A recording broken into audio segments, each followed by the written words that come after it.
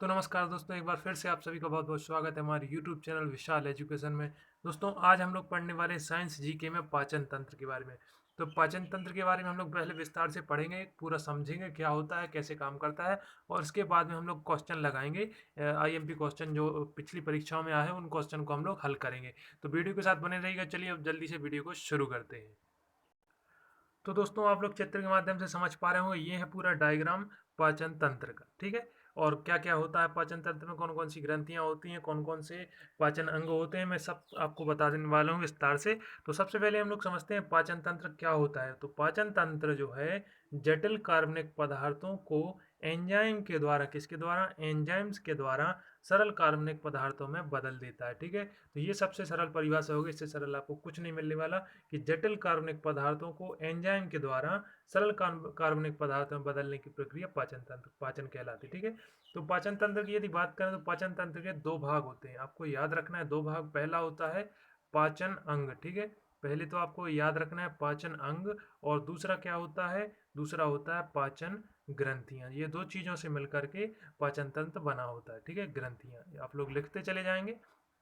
और इससे पहले मैं आपको एक चीज़ बता दे रहा हूँ, आपको याद रखना है कि हमारे शरीर में बहुत सारी ग्रंथियाँ होती हैं। तो ग्रंथियाँ क्या करती हैं, ग्रंथियाँ भोजन को जो है रस में परिवर्तित करती हैं, और रस से बनता है एंजाइम, और एंजाइम जो है हमारे भोजन को पचाता है। तो ठीक है, ये चीज़ आपको याद रखना है, क्रम याद रखना है। ग्रंथियों से रस निकलता है, रस से बनते हैं एंजाइम, और एंजाइम से भोजन को पचाता है, ठीक है। अब दोनों अंगों की बात हुई थी कि पाचन के दो भाग की बात हुई थी। दो भाग कौन कौन से, तो पहला होता है पाचन अंग, तो और दूसरा होता है पाचन ग्रंथियां। अब हम बात करते हैं पाचन अंगों के बारे में। तो सबसे पहले पाचन अंग आता है मुख गुहा, ठीक है। मुख के बारे में यदि हम लोग बात करें तो दांत, जीभ और लार को मिलकर के जो है मुख का निर्माण होता है, ठीक है। और मुख गुहा के बाद यदि बात करें भोजन नली या ग्रसन नली, ग्रसिका वो बोलते हैं इसको। तो भोजन नली की यदि हम लोग बात करें तो इसका कार्य होता है भोजन को आमाशय तक मुख गुहा से पहुंचाना, ठीक है। ये क्या क्या काम होता है इसका, यह एक जो पाइप की समान संरचना होती है, ये भोजन को मुख से आमाशय तक पहुंचाती है। अब हम आमाशय की बात कर लेते हैं। आमाशय क्या होता है, तो आमाशय जो होता है इसको इंग्लिश में स्टमक भी बोल सकते हैं, या तो इसके बारे में हम लोग समझें। प्रोटीन का पाचन जो है आमाशय में होता है, और आमाशय की दीवारों पर गैस्ट्रिक ग्रंथियां, जिनको जठर ग्रंथि भी बोलते हैं, होती हैं।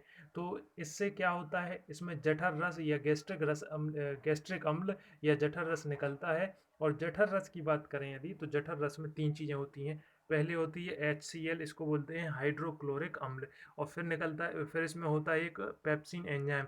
पेप्सिन एंजाइम की यदि बात करें तो पेप्सिन एंजाइम जो है प्रोटीन का पाचन करता है, और प्रोटीन को पेप्टोन्स नामक एंजाइम में परिवर्तित करता है, ठीक है। प्रोटीन को पेप्टोन्स में परिवर्तित करता है। और फिर आता है तीसरा रेनिन। तो रेनिन का काम होता है दूध का पाचन करना। ये तीन चीज़ें आपको लिख लेनी, मैं आपको बता दे रहा हूँ। आप लोग कॉपी पेन लेके बैठे तो और अच्छा होगा। जठर रस में क्या होता है, जठर रस सबसे पहले आप लोग ऐसे लिखेंगे जठर रस, और इससे तीन चीज़ें निकलती हैं, ठीक है। ये ऐसे आप तो तीन बना लेंगे।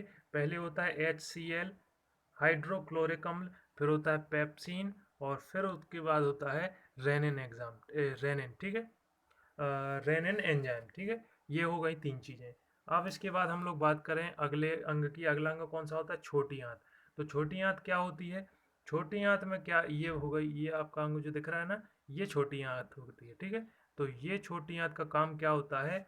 और सबसे पहले यदि हम बात करें यदि, तो वयस्क पुरुष में 6.5 मीटर से अधिक लंबाई की जो है जो छोटी आंत की होती है। और आप बोलेंगे कि 6.5 मीटर लंबी है, फिर भी इसको छोटी आंत क्यों बोलते हैं, क्योंकि इसकी जो साइज़ है बहुत पतली होती है, और पतले होने के कारण इसको छोटी आंत बोला जाता है। और भोजन का लगभग संपूर्ण पाचन जो है छोटी आंत में ही होता है। इसमें दो ग्रंथियां होती हैं छोटी आंत में, सॉरी, इसमें दो ग्रंथियों से रस आता है। कौन कौन सी होती हैं, यकृत और अग्नाशय। यकृत कौन सा, ये हो गया, और अग्नाशय कौन सा हो गया, आपका ये हो गया, ठीक है। इसमें यकृत और अग्नाशय से, मैं आपको फिर से बता दे रहा हूँ, यकृत और अग्नाशय, ठीक है, इन दोनों से जो है आमाशय में, सॉरी, छोटी आंत में रस आता है, जिससे कि यह वो भोजन को पचाने का काम करता है। यकृत को लीवर और अग्नाशय को पेनक्रियाज भी बोल सकते हैं। चलिए हम बड़ी आंत की बात कर लेते हैं। बड़ी आंत कौन सी, ये वाली जो आपको हिस्सा दिख रहा है ना, ये हिस्सा, ये जो है हिस्सा बड़ी आंत कहलाती है। बड़ी आंत क्या होती है, इसमें कोई पाचन नहीं होता है, यदि बड़े आंत के व्यास की बात करें तो उसका व्यास होता है 4.6 सेंटीमीटर, ठीक है। और इसमें क्या होता है, अवशो लवणों और खनिजों का अवशोषण या अपचित भोजन जो है रेक्टम में मल द्वार के द्वारा बाहर निकाल दिया जाता है। इतना ही इसका बड़ी आंत का कार्य होता है, ठीक है। और यदि हम लोग बात करें छोटी आंत और बड़ी आंत के जोड़ की, तो छोटी आंत और बड़ी आंत के जोड़ को सीकम कहा जाता है। आपको क्वेश्चन पूछने आ जाएगा कभी कभी कि छोटी आंत और बड़ी आंत के जोड़ को क्या बोलते हैं, तो छोटी आंत और बड़ी आंत के जोड़ को सीकम बोला जाता है, ठीक है। आपको ये याद रखना इंपॉर्टेंट हो जाएगा।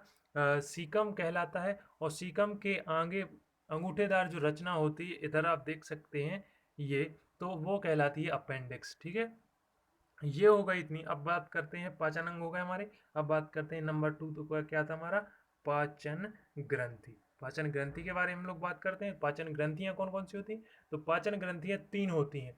सबसे पहले होती है लार ग्रंथि, उसके बाद होता है यकृत या लीवर, और तीसरा होता है अग्नाशय, ठीक है। 3 चीजें हो गई, आप लोग को लिख लेना है। अब हम थोड़ा सा विस्तार से पढ़ते हैं। तो लार ग्रंथि के बारे में पढ़ते हैं। नंबर 1 हमारा, लार ग्रंथि क्या होती हैं, तो मनुष्य में 3 जोड़ी लार ग्रंथियां पाई जाती हैं। और लार की यदि प्रकृति की बात करें हम लोग, तो लार की प्रकृति जो होती है हल्की अम्लीय होती है। लार में टाइलिन एंजाइम पाया जाता है जो स्टार्च का पाचन करता है, ये आपको याद रखना है। लार में कौन सा एंजाइम पाया जाता है, टाइलिन। टाइलिन एंजाइम पाया जाता है जो स्टार्च का पाचन करता है। चलिए आगे बढ़ते हैं हम लोग, यकृत की बात करते हैं। यकृत मतलब लीवर की यदि हम लोग बात करें, तो लीवर में अलग अलग कोशिकाएं होती हैं जो पित्त रस को स्त्रावित करती हैं, ठीक है। लीवर ये हो गया। यकृत में अलग अलग कोशिकाएं होती हैं जो पित्तरस स्त्रावित करती हैं, और पित्तरस को बॉयल जूस भी बोला जाता है, ठीक है। पित्तरस की बात करें यदि, तो पित्तरस पित्ताशय में एकत्रित होता है। और सबसे बड़ी ग्रंथि की बात करें तो सबसे बड़ी ग्रंथि होती है यकृत ग्रंथि, ठीक है। लीवर जो है सबसे बड़ी ग्रंथि होती है, और खाने के विषैले पदार्थों को भी ये खत्म कर देता है, तो ठीक है। अब बात करते हैं तीसरे ग्रंथि की। तीसरी कौन सी है, तीसरी है अग्नाशय। अग्नाशय, अग्नाशय, ठीक है। तो तीसरा होता है अग्नाशय। अग्नाशय के बारे में यदि हम लोग समझें, तो अग्नाशय को पेनक्रियाज बोलते हैं इंग्लिश में। यहाँ बहुत सारी ग्रंथियाँ होती हैं जो अग्नाशय रस निकालती हैं। और यदि हम लोग बात करें अग्नाशय रस में, ट्रिप्सिन नामक एंजाइम पाया जाता है। क्वेश्चन आ सकता है अग्नाशय रस में कौन सा एंजाइम पाया जाता है, तो आपको याद रखना है ट्रिप्सिन नामक एंजाइम पाया जाता है। और ट्रिप्सिन नामक एंजाइम पेप्टोन्स नामक एंजाइम को अमीनो अम्ल में परिवर्तित करता है, ठीक है। ट्रिप्सिन एंजाइम जो होता है वो पेप्टोन्स नामक एंजाइम को अमीनो अम्ल में परिवर्तित कर देता है। तो ये हो गई हमारी पाचन तंत्र की संरचना। अब हम क्वेश्चन आंसर को देख लेते हैं। और यदि आपको वीडियो थोड़ी सी पसंद आए तो चैनल को सब्सक्राइब, वीडियो को लाइक और शेयर करना बिल्कुल भी मत भूलें। तो चलिए हम लोग क्वेश्चन आंसर समझ लेते हैं। अब बात करते हैं हम लोग पाचन तंत्र के क्वेश्चन आंसर के बारे में। बहुत इंपॉर्टेंट क्वेश्चन आंसर है। आप लोग को यदि इनमें से किसी का आंसर पता है तो कमेंट करके हमें बताएं। और आपके टोटल क्वेश्चन से कितने सही निकलते हैं ये आपको बताना है लास्ट में। तो चलिए पहला क्वेश्चन देखते हैं हम लोग। मानव शरीर में प्रचुर मात्रा में कौन सा तत्व होता है, तो यदि आपको पता है तो कमेंट में बताएं। तो सही आंसर हो जाएगा इसका ऑक्सीजन। ऑक्सीजन मतलब डी इसका सही आंसर हो जाएगा। ऑक्सीजन जो है मानव शरीर में सर्वाधिक 62% होता है, ठीक है। और इसके बारे में हम लोग बात करें कार्बन की, तो कार्बन जो है 20% होता है। और हाइड्रोजन, हाइड्रोजन की बात करें यदि, हाइड्रोजन होता है 10%। और नाइट्रोजन की बात करें तो नाइट्रोजन होता है 3%, ठीक है। और मानव का जो शरीर है वो 36 तत्वों से मिलकर के बना होता है। इस मानव शरीर में 36 तत्व होते हैं, जिनमें से ऑक्सीजन सर्वाधिक 62% होता है, ठीक है। कार्बन 20%, हाइड्रोजन 10% और नाइट्रोजन 3%। चलिए आगे बढ़ते हैं अगले क्वेश्चन की ओर। एंजाइम क्या होते हैं, मैंने आपको पहले बता चुका हूँ आपको एंजाइम क्या होते हैं। तो एंजाइम की बात करें तो एंजाइम प्रोटीन होते हैं। तो प्रोटीन मतलब सी इसका सही आंसर हो जाएगा। एंजाइम की खोज किसने की थी, तो केमिकल के लिए 1877 में, ठीक है। 1800 याद रखना है आपको, 77 में जर्मन के फिजियोलॉजिस्ट विल्हेम कोहने, ठीक है। याद रखना है आपको, मैं आपको लिख के दे रहा हूँ, विल्हेम कोहने, कुहने, ठीक है। विल्हेम कोहने ने पहली बार एंजाइम शब्द का प्रयोग किया था, इसलिए इनको इसका खोजकर्ता भी कहते हैं, ठीक है। चलिए आगे बढ़े हम लोग तीसरे क्वेश्चन की ओर। तीसरा क्वेश्चन है हमारा, खट्टे स्वाद के लिए कोशिकाएं जीव के किस भाग में होती है? तो जीव की हम लोग संरचना की यदि बात करें तो जीव की संरचना कुछ इस प्रकार से होती है, ठीक है, कुछ इस प्रकार से होती है। तो ये वाला जो हिस्सा होता है जीव का, ये खट्टे स्वाद के लिए जाना जाता है, और हमारा ये जो हिस्सा होता है इधर का हिस्सा, ये हिस्सा जो है जो खट्टे स्वाद के लिए जाना जाता है, खट्टे स्वाद के लिए इसमें जो है कोशिकाएं होती हैं, ठीक है। आप यदि बात करें तो इस भाग को बोलते क्या हैं? तो इस भाग को बोलते हैं पार्श्व किनारा। इधर खाली पार्श्व लिखा है तो पार्श्व का हो गया ये पिछला हिस्सा, वो कड़वे स्वाद के लिए होती है, कड़वे स्वाद के लिए, ठीक है। तो पार्श्व के किनारे पर खट्टे स्वाद की कोशिकाएं होती है, तो पार्श्व किनारे इधर आप लोग लिख सकते हैं, ठीक है। इसका सही आंसर सी हो जाएगा, ठीक है। और यहाँ पर जो है खट्टे स्वाद के लिए कोशिकाएं होती हैं। और यदि हम लोग जीव की थोड़ी सी बात करें यदि, तो जीव एक पेशीय रचना है, जैसे मैं आपको बताया था इसके बारे में। ऐसी जीव एक पेशीय रचना है जो एक संवेदी अंग भी होती है, और इसमें स्वाद का पता लगाने के लिए रस कलिकाएं पाई जाती हैं, ठीक है। रस कलिकाएं पाई जाती हैं, क्या होती हैं ये रस कलिकाएं जो होती हैं 4 प्रकार की होती हैं, आपको याद रखना है। पहली कौन सी होती है? फिलीफॉर्म पेपिला, फिर होती है फोलिस्टेट पेपिला, तीसरी होती है फंजीफॉर्म पेपिला, और तीसरी होती है बेलेट पेपिला, ठीक है। ये 4 प्रकार की जो है इसमें रस कलिकाएं पाई जाती हैं, ठीक है। तो चलिए आगे बढ़े अगले क्वेश्चन की ओर। चौथा क्वेश्चन है हमारा, पशु प्रोटीन को प्रथम श्रेणी का प्रोटीन माना जाता है क्योंकि यह खालिस्तान। बताइए इसका सही आंसर यदि आपको पता है। पशु प्रोटीन को प्रथम श्रेणी का प्रोटीन माना जाता है क्यों? क्योंकि अनिवार्य अमीनो एसिड से भरपूर होता है, मतलब ए इसका सही आंसर हो जाएगा। पशु प्रोटीन में जो है अनिवार्य अमीनो एसिड से जो है भरपूर होता है। और इसके बारे में यदि हम लोग बात करें तो प्रोटीन से बनता है पेप्टोन्स एंजाइम, मैं आपको बता चुका हूँ, और पेप्टोन एंजाइम से ट्रिप्सिन एंजाइम से बनता है, ठीक है। प्रोटीन एंजाइम से बनता है पेप्टोन्स एंजाइम, और ट्रिप्सिन एंजाइम जो है वो पेप्टोन्स को अमीनो अम्ल में बदलता है। मैं उल्टा बोल गया, तो ठीक है। जो ट्रिप्सिन एंजाइम जो होता है वो पेप्टोन्स को अमीनो अम्ल में परिवर्तित करता है। तो यहाँ पे ये अमीनो अम्ल का मतलब यही हो गया अमीनो एसिड, क्योंकि पशु प्रोटीन प्रथम श्रेणी का प्रोटीन माना जाता है। चलिए पांचवें क्वेश्चन की बात करें हम लोग। पांचवा क्वेश्चन क्या हो जाएगा? गहरे तले हुए खाद्य पदार्थ कैंसर जनक होते हैं क्योंकि उसमें प्रचुरता होती है खालिस्तान की। क्या होती है? आप सभी को इसका सही आंसर पता होगा, तो जल्दी से बता दीजिए। मैं बता रहा हूँ आपको, इसका सही आंसर हो जाएगा ए, वसा। खाद्य तेल में जो है उपस्थित ट्रांस फैट होता है, सबसे ज़्यादा खाद्य तेल में ट्रांस फैट होता है जो कि कैंसर का कारण होता है, ठीक है। तो ये वसा इसका सही आंसर हो जाएगा। चलिए आगे बढ़ते हैं छठवें क्वेश्चन की ओर। छठवा क्वेश्चन क्या होगा? निम्न में से वह पदार्थ कौन सा है जो 14 वर्ष की आयु तक बच्चों के विकास के लिए आवश्यक होता है? आप सभी को इसका सही आंसर पता है, मैं जानता हूं। यदि आपको नहीं पता है तो हम बताएं। तो इसका सही आंसर होता है प्रोटीन, ए इसका सही आंसर हो जाएगा। कि इसकी मात्रा शरीर में सबसे मात्रा 14% होती है, ठीक है। यदि प्रोटीन की बात करें तो शरीर में इसकी मात्रा 14% होती है, और जो शरीर की नवीन कोशिकाओं का मुख्य आधार होता है, ठीक है। तो प्रोटीन इसका सही आंसर हो जाएगा। चलें आगे बढ़ते हैं हम लोग अगले क्वेश्चन की ओर। अगला क्वेश्चन हो जाएगा हमारा, अमीनो एसिड की आवश्यकता किसके संश्लेषण के लिए होती है?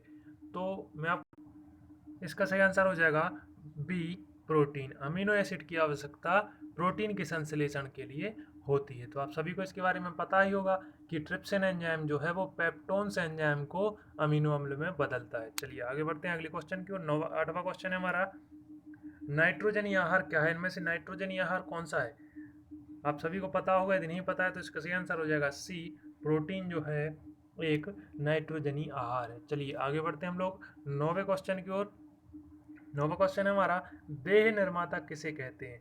निम्न में से किस जो पदार्थ को देह निर्माता कहते हैं? आप सभी को इसका सही आंसर पता होगा। प्रोटीन जो होता है हमारा देह निर्माता होता है, ठीक है। प्रोटीन इसका सही आंसर हो जाएगा। चलिए आगे बढ़ते हैं 10वें क्वेश्चन की ओर। आज का हमारा 10वां क्वेश्चन है, लाल चने में कौन सा एंजाइम पाया जाता है या कौन सा एंजाइम मिलता है? तो सही आंसर आप बता दीजिए। मैं आपको इसका सही आंसर बता दे रहा हूँ। लाल चने में डाइस्टेट जो है एंजाइम पाया जाता है, मतलब डी इसका सही आंसर हो जाएगा। लाल चने में डाइस्टेट एंजाइम पाया जाता है। और यदि बात करें लाल चने की, तो लाल चने को अरहर और तुर के नाम से भी जाना जाता है, जो कि विकासशील देशों में उगाई जाने वाली प्रमुख दलहनी फसल है। चलिए 11वें क्वेश्चन की ओर बढ़ते हैं हम लोग। 11वां क्वेश्चन हो जाएगा, एंजाइम के प्रोटीन भाग को क्या कहते हैं। ठीक है, एंजाइम में जो प्रोटीन होता है उसके प्रोटीन भाग को क्या बोला जाता है। तो इसका सही आंसर जो हो जाएगा एपो एंजाइम। एपो एंजाइम मतलब सी इसका सही आंसर हो जाएगा। मुझे पता है बहुत सारे लोगों ने इसका सही आंसर डी लगाया हुआ, लेकिन ऐसा नहीं है, ये गलत हो जाएगा आपका। तो इसका सही आंसर हो जाएगा सी, एपो एंजाइम।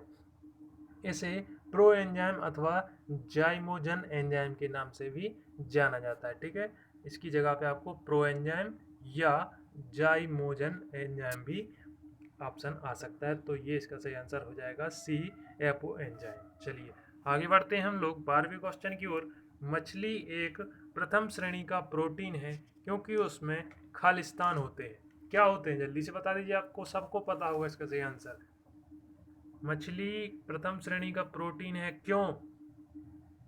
बहुत सारे लोग उक्त सभी लगाने वाले हैं, मैं आपको बता दे रहा हूँ, लेकिन इसका सही आंसर जो हो जाएगा 12वें क्वेश्चन का, इसका सही आंसर है आवश्यक अमीनो अम्ल। ए इसका सही आंसर हो जाएगा। तो मछली प्रथम श्रेणी का प्रोटीन है क्योंकि उसमें आवश्यक अमीनो अम्ल या अमीनो एसिड होते हैं। ठीक है, और यदि हम लोग बात करें तो मछली के साथ मांस, दूध, अंडे इत्यादि भी प्रोटीन के प्रमुख स्रोत माने जाते हैं। चलिए आगे बढ़ते हैं 13वें क्वेश्चन की ओर। 13वां क्वेश्चन क्या हो जाएगा हमारा? 13वां क्वेश्चन हो जाएगा डाइस्टेज जो एंजाइम होता है उसका स्रोत क्या है। ठीक है, डाइस्टेज एंजाइम का स्रोत क्या है, आप सभी बता दीजिए। आप सभी को यदि पता है तो मैं इसका सही आंसर बता दे रहा हूँ, लार ग्रंथि जो है इसका सही आंसर हो जाएगा ए। लार ग्रंथि डायस्टोस एंजाइम का प्रमुख स्रोत है। ठीक है, और इसके बारे में यदि हम लोग बात करें तो डायस्टेज एंजाइम का स्रोत लार ग्रंथि है। यह स्टार्च को माल्टोज और फिर उसके बाद डेक्सट्रोज में तोड़ता है। ठीक है, जो स्टार्च होता है, स्टार्च को माल्टोज में और उसके बाद डेक्सट्रोज में तोड़ता है। ठीक है, तो ये इसका सही आंसर हो जाएगा लार ग्रंथि ए। चलो 14वें क्वेश्चन की ओर बढ़ते हैं हम लोग। 14वां क्वेश्चन क्या है? दूध में दूसरा सबसे बड़ा तत्व क्या होता है? चलिए सही आंसर बता दीजिए, आपको पता है यदि तो। दूध में जो है लैक्टोज, लैक्टोज मतलब शर्करा। डी इसका सही आंसर हो जाएगा शर्करा। दूध में दूसरा सबसे बड़ा तत्व लैक्टोज या शर्करा होता है। इसकी मात्रा की बात करें तो मात्रा होती है 4.8%। ठीक है, ये हो गया। चलिए हम बढ़ते हैं लास्ट क्वेश्चन की और आज का हमारा आखिरी क्वेश्चन है। और यदि आपको थोड़ी सी वीडियो पसंद आई तो चैनल को सब्सक्राइब करना बिल्कुल भी ना भूलें। तो हमारा 15वां क्वेश्चन है, पित्त का स्रोत क्या है? पित्त का स्रोत क्या है? सही आंसर बता दीजिए जल्दी से आपको। पित्त का जो स्रोत है वो मैंने आपको शुरुआत में बताया था, यकृत में बनता है पित्त। ठीक है, यकृत में इसका सही आंसर हो जाएगा। तो पित्त के बारे में यदि बात करें तो पित्त हल्के पीले रंग का एक क्षारीय तरल होता है। यह यकृत में बनता है। इसमें लगभग 97% जल होता है। ठीक है, 97% जल, 0.7% पित्त लवण और 0.2% पित्त वर्णक और 0.3 से 0.9% कोलेस्ट्रॉल होता है। ये आपको लिख लेना है, बहुत इंपॉर्टेंट है। तो चलिए आज के लिए बस इतना ही। और यदि वीडियो थोड़ी सी पसंद आई है तो कमेंट करके हमें ज़रूर बताएं कि अच्छी लगी या नहीं लगी, तो ज़रूर बताएं। तो चलिए आज के लिए बस इतना ही। बहुत बहुत धन्यवाद।